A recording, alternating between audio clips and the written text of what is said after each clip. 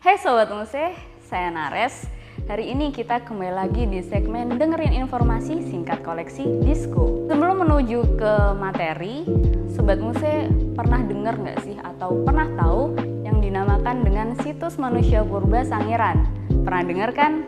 Ya, situs manusia purba Sangiran adalah salah satu situs terbesar dan terpenting yang ada di dunia. Karena lebih dari 50% temuan manusia purba Homo erectus ditemukan di situs tersebut. Lantas apa hubungannya antara UGM dan Sangiran? Penelitian pertama di situs ini dilakukan pada 1936 sampai 1941 oleh ahli antropologi Jerman Belanda Gustav Heinrich Ralph von Koenigswald. Beliau dapat mengidentifikasi berbagai fosil manusia purba termasuk Homo erectus yang ditemukan di Sangiran. Jadi Sobat Muse, setelah penelitian yang dilakukan oleh von Koenigswald, belum ada lagi penelitian-penelitian lain yang dilakukan di Sangiran. Padahal beragam temuan yang ada di Sangiran terus bermunculan.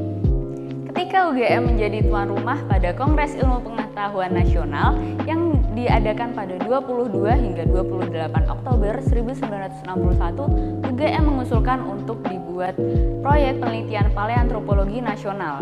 Proyek ini merupakan proyek gabungan antara UGM, Dinas Purbakala dan Peninggalan Nasional, serta Jawatan Geologi.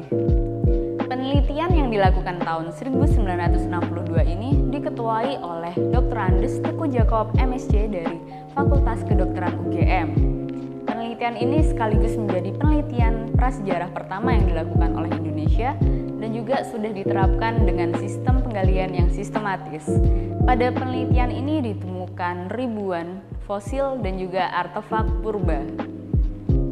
Teguh Jakob lahir di Aceh 6 Desember 1929. Beliau memiliki latar belakang pendidikan kedokteran di UGM. Beliau menekuni bidang paleoantropologi dan kemudian melanjutkan doktoralnya di Rijksuniversiteit Utrecht dan lulus pada tahun 1967. Beliau merupakan perintis sekaligus tokoh paleoantropologi pertama yang ada di Indonesia. Salah satu koleksi museum UGM adalah koper milik Profesor Jakob. Koper ini adalah koper yang selalu beliau bawa ketika menghadiri acara-acara di luar negeri.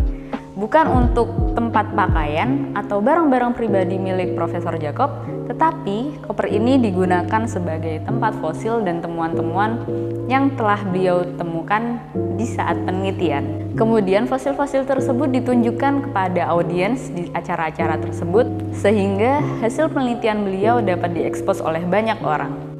Pada akhirnya, hasil penelitian Profesor Teguh Jakob di bidang paleoantropologi sangat bermanfaat bagi perkembangan ilmu pengetahuan di bidang paleoantropologi, baik di Indonesia maupun di dunia. Sekian Disko kali ini, jangan lupa like dan komen video ini, serta jangan lupa follow sosial media Museum UGM di @museumugm. Salam sahabat museum, museum di hatiku.